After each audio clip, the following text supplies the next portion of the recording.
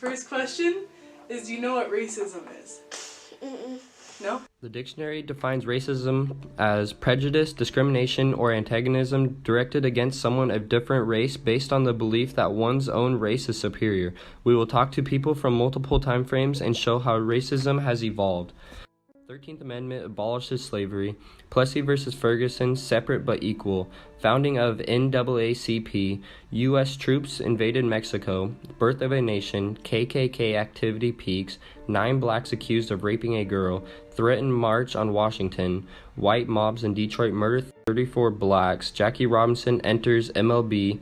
Emmett Till, Rosa Parks, Little Rock 9, sit-ins begin, freedom rides begin, MLK jailed during protests, new birth of a nation movie. We interviewed people from many ages and races. Here they are.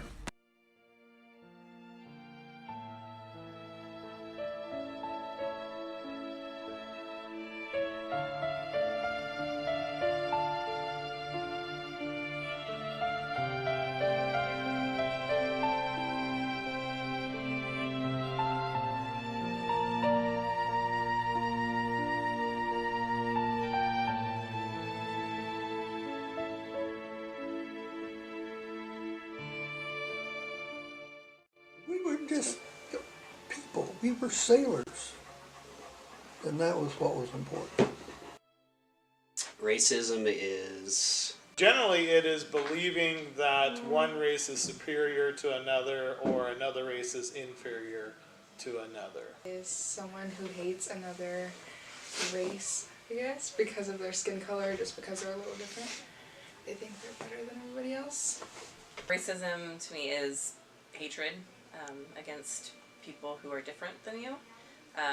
Different colors, different sexuality, different cultures, different religion, all that. Making decisions based upon somebody's, whether it's their skin color or orientation or whatever.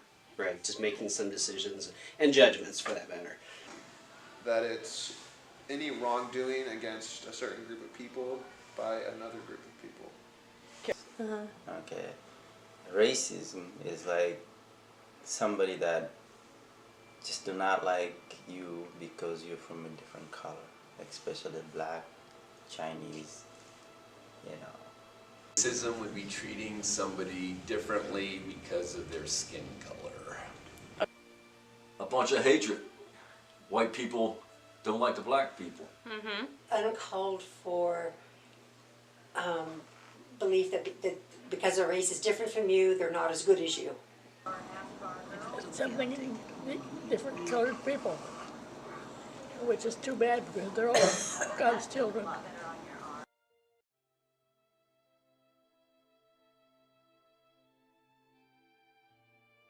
Have people ever treated you differently from the other kids that have lighter skin than you? No. Did they ever say anything? I've had people tell me, is my skin brown? Because I spilled chocolate milk on it. Like, oh, what's wrong with your skin? Like, why don't you go wash that off? There was an incident where, you know, somebody will come and touch your skin. Did you take a shower? I've been called a dirty Mexican, or just things like that. I was in elementary school, and I was at the Turner pool, and I was like swimming, and then this little boy was like, oh, what's race? And I was like, okay.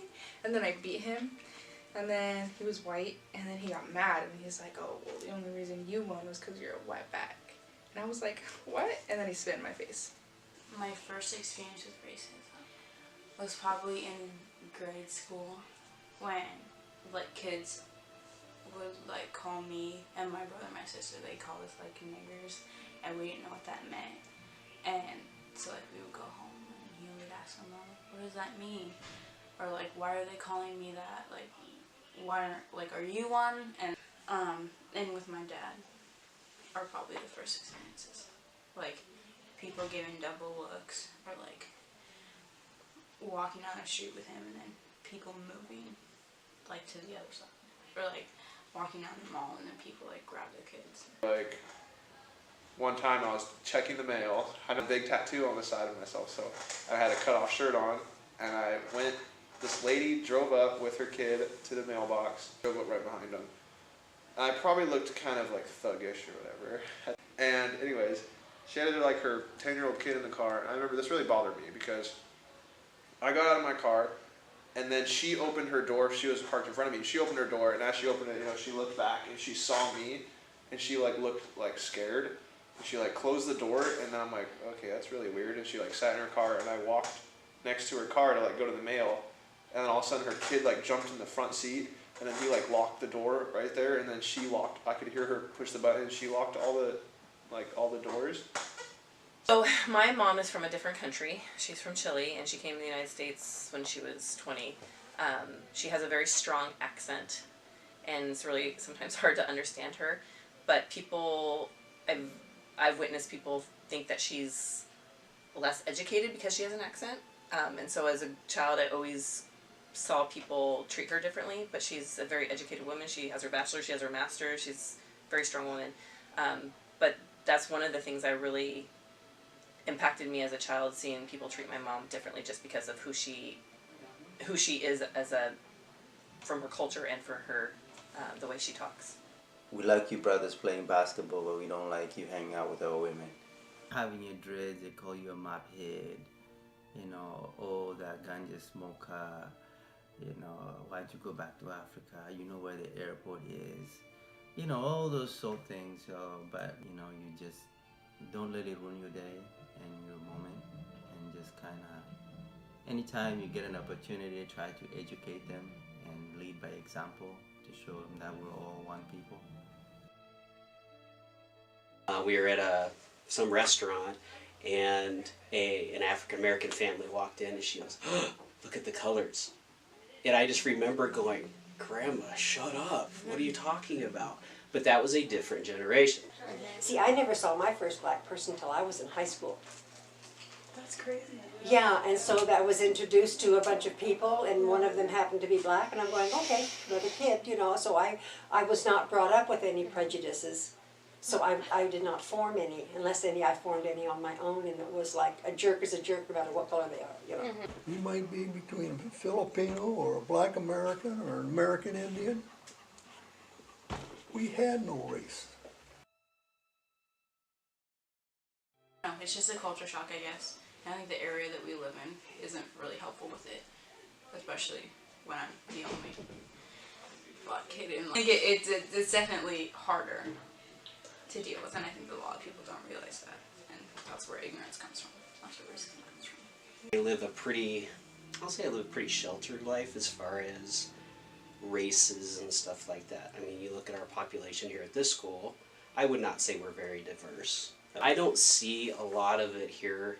In my educational career, 28 years, I personally do not see a lot of that. I know I've had kids come to me and say, hey, so-and-so said this about me, and so we deal with it from that end. I'm not sure that we hear a lot about the stuff that actually goes on, and I wish, the part of it, we don't know what's going on unless we know what's going on kind of thing. And I would hope that most people feel like that we deal with it pretty aggressively, that we don't have any tolerance for that kind of stuff. Not to bash on Cascade, but I've been here 23 years, and at Cascade we've had KKK scrawled on like a mirror. And my first year here, I was walking through the parking lot, and some kid yelled to another kid. They were playing music, and he said, "Hey, turn that nigger off," and stuff like that. And so that's stuff I've heard.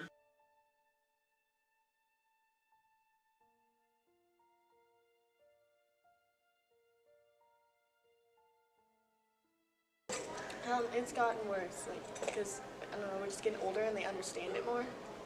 I think better systemically, but I think there's obviously still hidden racism that a lot of people don't want to talk about or admit that it's racism. So, I want to say better for humankind. I think it's gotten better, maybe because it's not so hidden. For the better. Open racism is much more looked down upon. It's much less socially acceptable. We have laws, like hate crime laws, that I really like and I really support. So when somebody does something and it's based upon hatred, then there's an enhancement to that, so that's a good thing. Clearly, the election of Barack Obama was a major thing, and there were so many idiots out there like, oh, racism in America is over now, and that is clearly untrue. To me, the biggest thing that changed is the social media part of it, where people now have a platform, for the worse in most cases, where they can just spew their thoughts out there without repercussions or whatever. I think that's the hard part. I think that's probably gotten worse. Do I think racism has gotten better or worse? I don't know that I'm the person who can really judge that. I feel like it's more prominent just because people put it out there, but I mean, I would hope each generation cares less about the skin color and more about the person, because there are really good people. It's gotten a lot better throughout my life. Back in the 60s, there was race riots going on and stuff on the East Coast and just about every city. I mean, they were burning buildings down, busting out store windows.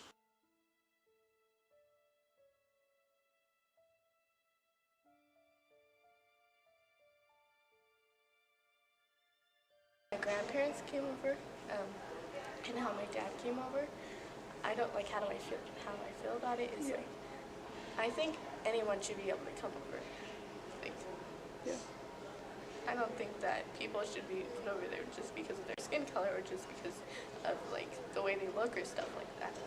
If it affects me, because if my family were to never come here illegally, I wouldn't be here. So yeah, my family came here illegally. My dad was 6 when he came here, and then he was deported 10 years ago. So my dad came here illegally. So I think if you talk about it in that sense, like my story, I wouldn't be here without my dad coming here illegally. But he's legal now. But I mean, I think it's dangerous. It's always dangerous to judge a group of people, or to judge, in this topic, it's generally Hispanics or Mexicans, to judge them all equally and say all these immigrants, are not good, etc., etc. Because my dad works hard, he pays taxes. Do you think that the color of your skin makes you different from any of the other kids at school? A little. A little? Why? Because I have a friend, his name is Cooper, and he's a little lighter than me. And sometimes it really, it's just sometimes I do just because of like the way they say things to me.